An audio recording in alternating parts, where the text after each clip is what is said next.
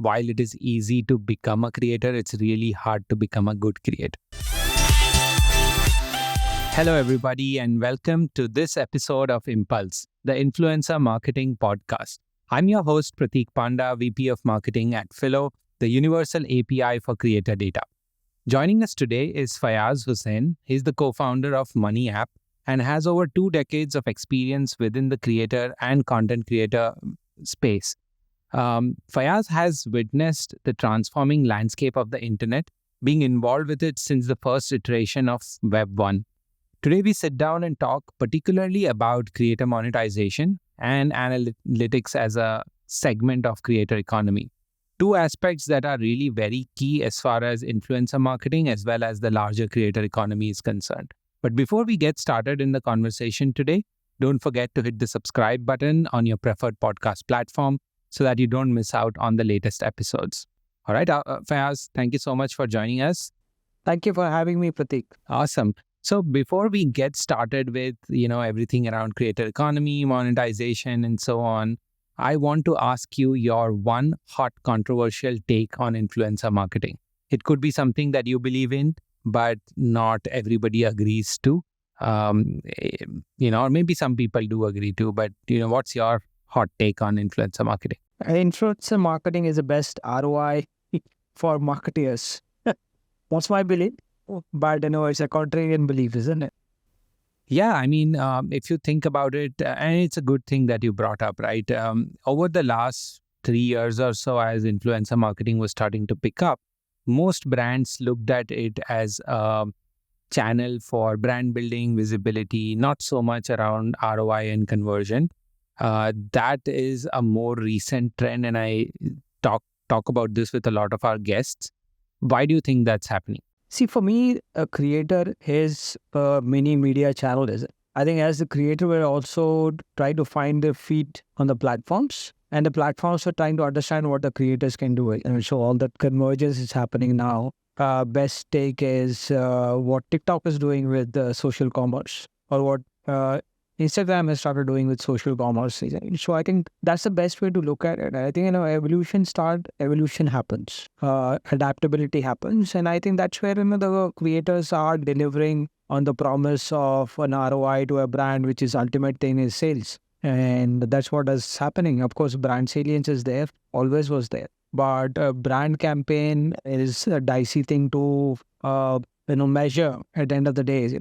Sales is way there. Numbers are there. You can just measure that. And that, I think that proves the ROI of the creator or the creators or influencer marketing, if you can call it that. I'll use creator and influencer alternatively because for me, they are the same. And I think that's where it is. And that I think what you talked about when the introduction is, the platform, the analytics space, everything is maturing, AI, ML coming into the picture. And I think TikTok, what they have done in China and Southeast Asia for social commerce and what's happening in US right now proves the point, isn't it? The evolution of a platform will take on or give a chance to the creator to prove their worth. And that's what's happening. All right, talking about creators and creator worth, right? What was the idea behind MoneyyApp? Why did you start it? And tell us a little bit more about that. Yeah, I was a growth head for Paytm Games. And we grew exponentially within 2 to 3 years, millions and millions of users. And we utilized creators or influencers to popularize our games. And in that particular series, that what we did was that the creators were earning money, but the kind of questions that they were asking us were so innocuous, saying that started from the basic questions in there, what is an invoice? I can't believe an SME telling me something and coming and telling me what is an invoice. Then the taxation issues and all those things, So it started as a very, very small Excel sheet. We automated the Excel sheet with macros and gave it to the creators. And so that's how the genesis of MoneyyApp happened. And then once we started looking at the numbers, the money that the creators were earning, and they were respectable small and medium enterprise, but nobody was servicing them, providing them tools. And then when we got into it, then we realized that there's a financial literacy was lacking, isn't it? There is a financial literacy for personal monetary needs, and there is a financial literacy for business needs. Uh, all these things were lacking. These are kids, and most of them from tier 2, tier 3 town, not very well educated. Even if they were very well educated, financial literacy is a problem. So that's where it is. So that's how this Money app, the entire spectrum of tools fructified as and when we started, going into the market and understanding the creators' needs, which we thought we already knew before we started. But the more we interacted with them, the more needs came our way, and we started building for them. So now Money App's entire spectrum of services is financial literacy, tools for the creators to manage their business. And then we use analytics, what we call as monetize, where we grade the creators according to their data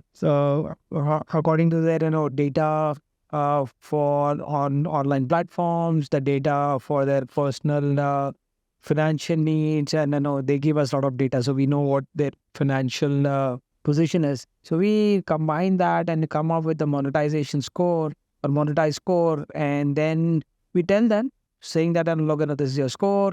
You might not, so it's between 10 to 1, isn't it? If you are on 10 and I'm 5, then the creator will start mapping himself or herself and say, where are they lacking and where they go forward. And that's where, we start using analytics a lot, and that we have an ambition to make this as a credit scoring for them. At least, they can go to the banks and talk as a business and not as a consumer. So I think that's where we are trying to do with our suite of products. Got it. Are you noticing that shift happening, or do creators come back and tell you that, because I have all this help from MoneyyApp, it has actually helped me get a car loan or a home loan easier with traditional banks, because typically they would not really have the risk appetite to, service a loan like this? So the problem with the creators is they don't want to take a loan themselves, isn't it? And they're believers in cash, have cash, will spend kind of a scenario. We wanted them to go to the banks to take business loans. Okay, so that's where still, there's a work in progress. We are still not there. But, interesting facts and interesting, stories come our way, where people from small villages have shown us, saying that the money that they have earned through their income as a creator, they've gone ahead and built house for their parents in very small towns. Yeah, so those are the good stories that we keep hearing. It's few right now, but encouraging nonetheless. Yeah, those are the exciting parts about the creator economy, right? Your world could truly change with just the power of a cell phone, right? That's all you really need is a cell phone and, decent internet. And, you could possibly find your way into a niche that actually makes you enough money. But talking about money, what is some misconception about creator monetization? Are there, some things that you learned in the process as you started building MoneyyApp? Yeah, I think the creator economy is completely skewed. It's a Pareto's law. 20% of the creators earn 80% of the money. And if you divide the entire creator space into a pyramid, the top of the pyramid, which is 20%, has all the money. Middle of the pyramid is again, taking 20% of the money, and the bottom of the pyramid, which is a long tail, doesn't make any money. Why? Because most of the money comes through programmatic platforms or brand solutions. I think the bigger guys can command their rates, so that's where they start earning more money. Or the platform algorithms are skewed in such a way that their programmatic money also goes to them. But what happens is a problem, isn't it? So we are working with a gynecologist who has 200 hours of content on YouTube, subscriber base of 150K and growing. Good engagement metrics, and naturally being pregnancy platform, 80% viewership is from female. And she came to us and she told us, saying, look, I'm doing this for passion, but passion also has its levels, isn't it? How do I start monetizing my content? Because Google pays me 7,000 rupees, not even dollars, 7,000 rupees for 2 months. She says, I earn this amount of money in 10 minutes of consultancy. So So what's the use of me, posting on YouTube or doing a podcast or whatever? And, existential questions, of why she wants to do it. It's a very good channel on YouTube for Virtue Baby. The audience can go and look at her. Her name is Dr. Nitika Sopti. It's called a Virtue Baby. She's a leading gynecologist in city of Delhi. And this is what it is, isn't it? Even a very highly educated person giving a very niche knowledge is not able to earn anything, let alone, a guy who is dancing or singing. I don't know what's there, monetization potential is, isn't it? So again, it becomes like throwing darts in the dark. Somebody becomes popular, it gets viral, they earn money, but it's like a S-curves, and it goes up, it comes down. There's no steady income at all. So I think that's a problem that is happening, and I think that could be only solved if the platforms start encouraging subscription, at least for these knowledge creators. Subscription can be one. So again, that's, as I said, a lot of learning happening right now. All of us are learning, including the platforms, including the creators, power be humankind. Yeah, and you talked a little about subscription. So what I was going to ask you was also on the similar lines. What can creators do to monetize beyond just the brand sponsorships? Like typically, brand deals make up most of their income opportunity. Is there any way to diversify that? Yeah, so 90% of the revenue comes from the brands, and either programmatic or brand solution. Brand solutions don't go to the smaller guys because the brands don't trust that. The smaller guys will do just on a frequency level, and I also would not do it. Isn't I would only do it as an affiliate campaign, but I know big brands don't do affiliate campaigns. And then programmatic yields, at least in our part of the world, is very low, and it's like huge volume over there. So that's 2-3 other things that we encourage now the creators to look at. The knowledge creators can look at subscription, or if we are helping one up and coming brand who start merchandising or sell their merchandise. Some of the people who have come to us, tier 2, tier 3 towns, girls want to make their own stationery and sell as a merchandise. So these are the things that they are coming up with their own solutions. We can just give a global yarn saying that look, this is it, you should do this. But I think the best way is for them to understand their audience and come up with solutions, like many of them are coming, and we are there to help them. And I think interesting thought processes, and now people have started using Instagram to sell, at least in India, because TikTok is banned in India. So they have started using Instagram to sell products, or sell the products for D2C brands. There's so many D2C brands. TikTok e-commerce was doing pretty well in Indonesia until the Indonesian government banned it. Now there's a gold rush over there to start social commerce products over there. So yeah, I think D2C brands have found a niche. I think the larger brands will take its own time, and because they're large brands, they don't interview anybody. They can spend millions and billions of dollars just on big ticket items, on sports activities or big ticket items, isn't? So I think, but the D2C brands who have a stricter budget, I think they are finding a sweet spot and working with the creators very closely and going out and getting it done. Still early days. I think 2024 will prove whether that thesis is correct, that creators have cracked the social commerce code. Got it. What is analytics doing in this whole thing, right? Like, what's the role of analytics, both on the brand side as well as the creator side? You mentioned a little bit around how you have this monetization score sort of thing. Is it hard getting data and doing this analysis? And how is it helping the creator and the brand? Yeah, I think, as always, getting data is very hard from anywhere, isn't it? The platforms don't give you all the data. There are certain APIs that there. Instagram doesn't have any API. YouTube has a well-developed API. Twitch has a well-developed API. But I don't think, we get the secret sauce of what's happening over there. And if I'm a platform, I also not expose it.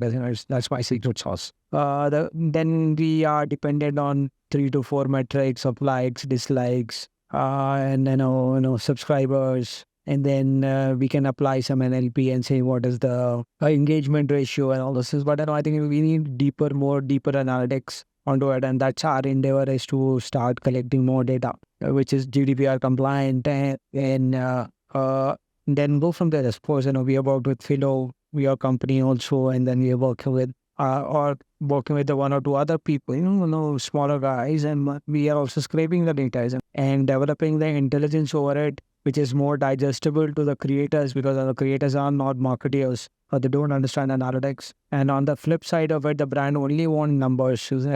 They don't understand anything else. So yeah. And so I think the balancing act is there. I think we are getting there. So we have partnered with a company called CPO.ai, who are a good planning tool for the brands to look at what the creators are doing and the creators to map what the competition is doing. Okay. And if you were to talk a little bit more about the monetization part, right? What do you think are some metrics before which a creator can start thinking about monetization? Is there I'm loosely getting into the follower count bracket because typically that's what brands first look at. But is there a real minimum follower count that you need to have as a creator before you start thinking monetization? At what point do you think you're ready to start monetizing? See, it's all about reach, isn't it? Let's look at how the old media companies price themselves. If it happens on terrestrial television or it happened on satellite television, now on OTT, is what is my reach and what is my audience, and that's the minimum threshold that everybody has to look at. Sometimes the very, very niche knowledge creators or influencers will have a niche audience, and for them the threshold might be 100,000 followers who can come to them or react to them. But I think the deeper thing is, instead of just looking at the followers numbers or the subscriber numbers, is how do you create a community, isn't it? It depends, it's not a simple 3C formula, isn't it? I have a content, I develop a community, and then the commerce happens. So, and first thing has to be first. The content has to be first. And then to that content, you have to develop your community. Your community can be 10,000, 20,000, 100,000, a million. No, we are not counting it, but you need an engaged community who feels that you are giving some value to them. And then only you can, start monetizing or, start, coming up with the third C, that is commerce. So that's why numbers are there. Numbers are very important, but I think if you look at a very, very helicopter view of it, understand if you have a sticky community, returning base, and you just cannot monetize it. I know a creator who has 1 million plus followers. He hardly engages with them, and naturally in our monetization is too. So what's the use of that? Got it. So more important than the follower count is really how you can build your community of followers, as well as what kind of activity you're doing to engage with them. Yes, so I think let's look at the gaming communities. There's very sticky community. They follow each other, they help each other, they're talking to each other, either on Discord or directly connected on gaming consoles, whatever it is. But I think there is something that is called community feeling. And I go over there because I feel loved, or I know I'm getting some value out of it. I think the creators have to first understand how to create that sticky content, which is required by the community. And I understand until they start looking at it in that particular way, I think the numbers of hacking the numbers of, say, the number of subscribers, followers, and likes and dislikes, or the NLP score on the engagement, I think those are just numbers, isn't it? It's a hacky way of doing it, yeah. So it happens, isn't it? It has happened in affiliate marketing. You still see that, saying that all the fake counts, all the fake numbers that are getting, bots that are there. It still happens, in every different platforms also. But it comes, you might earn money 1 or 2 months. I think the audience is very smart, very exposed, and so I think that's where the base should be correct. Only then you can go up. Yeah, that's great advice, Fayyaz. So let's segue into something a little more fun, and then we'll come back into this. Not that this is not fun, but if you had the option to take an influencer out to lunch, who would that person be and why? Oh yeah, very interesting. I would like to have dinner with Mr. Beast, isn't it, in one of his restaurants, his burger influencing, and understand his brain, say, how did he diversify so much? Awesome. He's definitely, I've asked this question to pretty much all of our guests so far, and he's top of this list, right? Like, Yeah. a lot of people want to, meet with him, understand. But what's your understanding about Mr. Beast, right? Let's talk about him as a creator a little bit. And, like we were talking about diversifying monetization, right? Like he's really a very good example of good diversification and really leveraging that community, right? There's the burger joints, there's the Feastable, FMCG sort of chocolate brand. There's, of course, all the brand partnerships and so on. And I've also seen him as a creator, you pretty much have your content planned for the next few weeks. He's also tweeted out a few times when he said that, hey, I have brand inventory available for, 2 of my next videos. And he gets so much interest from brands who want to just pounce on that opportunity, right? So there are a few learnings there, right? But what have you observed about Mr. Beast as a creator? I think he is operating as a classic media brand in a very, very Disney kind of way. You create a persona, and then you create the entire merchandise around you, everything that is there. From Disney is very big, of course, but I think the lessons learned from Disney are there. What I see in Mr. Beast of diversifying your persona and maybe monetizing your persona in different ways where people can at least touch with you. I have a 9-year-old, doesn't know. So whenever we go out to US, his one thing is that get me Feastables. So that's where, isn't it? It's touching the spectrum. Which is dad, wants to meet Mr. Beast, and my 9-year-old also wants to meet Mr. Beast. So the spectrum that he has touched is the same what Disney does, and we all love Mickey, whether we are 100 or 50 or 10 or 1, whatever it is. So I think those lessons I think are very well learned by him, and I think whatever he's doing or whatever he and his team are doing to go beyond advertising is interesting, and I think there is segue for everybody to look at it. Got it. Yeah, that's spot on. And let's come back to creators, right? And for them, Mr. Beast could be that sort of classic persona they want to emulate, or this person they would want to become over time. But if for all the creators who are listening to this right now, right, it is hard to be a creator. You have to be constantly producing content and being creative. Even a few days you drop the ball, you're hit hard by the platforms, and So, as a creator, for creators, are there any tips and advice you would give on how to stay in the game? And of course, monetization makes it easier because once you start making money, there is more motivation as well. It comes automatically. But till you get there, right, how do you push yourself to stay on the path? Simple, isn't it? It has to be a disciplined approach. Discipline has to be there. If a creator has chosen his or her path of creating a channel and made it a 24/7 job for them, then they have to live, breathe, eat, sleep for that. I think if they don't do it, then they lose it. Yeah. And I think the same is true for Mr. Beast also. He suddenly became very popular and he was all over the place. And most people who've been new to the space have not looked at his past videos, his past content, and how long it has taken him to get to where he got in the last couple of years, right? Most people think that, he just suddenly shot to fame and, he's been so successful. But if you go back and look at some of his old videos, right, from 5 years ago, 7 years ago as well, you would see that he's, had the same struggle like any other creator, right? Finding that niche, finding that persona, discovering what he really wants to, be known for, and so on. And one day you do find that fit, and then it picks up from there. But there's a lot of hard work that's gone in over the years. I think one misconception, at least, is a lot of people, while it is easy to become a creator, it's really hard to become a good creator, right? Yeah.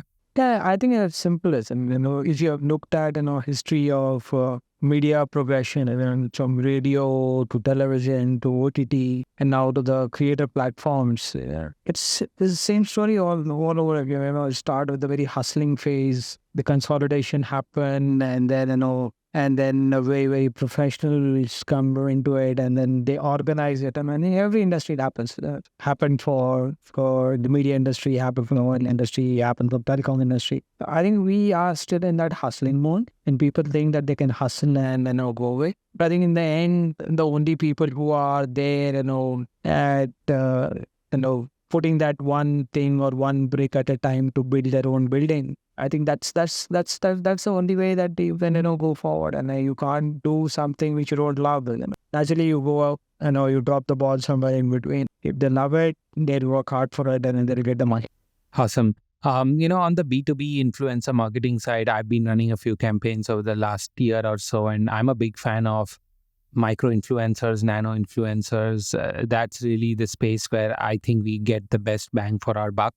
But for all the influencer marketers or brands that are listening to this episode, what is some advice you would give them as they look at influencer marketing as a new channel for success? I think the subject matter experts are the best way to go forward for B2B marketing, is it? And the subject matter experts are your knowledge creators. I think select your subject matter experts and make them your knowledge creators, and they will spread the word around for you. Yep, that's awesome. Spot on. Fayyaz, any other advice or last thoughts you would want to give all of our listeners, both on the creator side as well as the brand side? I think, I have been, as I said, you were introduced to see that I've seen this evolution of internet happening, isn't it? So every time, I think we are very, very new to it. And then I still think we are still in the evangelization phase, where the evangelization of the power of creator networks and the creator content has to be done in a proper way. Naturally, the brands will understand it. They know about it. They're only waiting for us to get more organized. And the faster we get organized, the more money will come for the creators. So right now, if the brands like Unilever or the P&G would invest in a YouTube or a Twitch, or Instagram, because, it's more organized, isn't it? And they won't go directly to the creators. Because of this problem that the creators are not trustworthy, no offense to the platforms 60% of their earnings, isn't it? And they're the one who's doing it. So unless and until they become more trustworthy for the brands, and, we have, good tools like Phyllo or a MoneyyApp, giving that particular comfort to the brands that they can evaluate it, analyze it, measure it, and go from there. That's where the creator economy will get its due. It's already getting its due. Everybody watches creators, but how do they start monetizing, and how do they sustain themselves, and how do they get themselves trusted by the brands, the people, and the powers that be. What do you think is in store for the creator economy in 2024? I think it's creator economy version 3. Yeah. So let's see where it goes. Exciting times ahead. And I think we survived 2023, and I think we'll thrive in 2022. That's amazing. And on that positive note, I think this is a wrap. Thank you so much, Fayyaz, for spending time with us and sharing all your insights.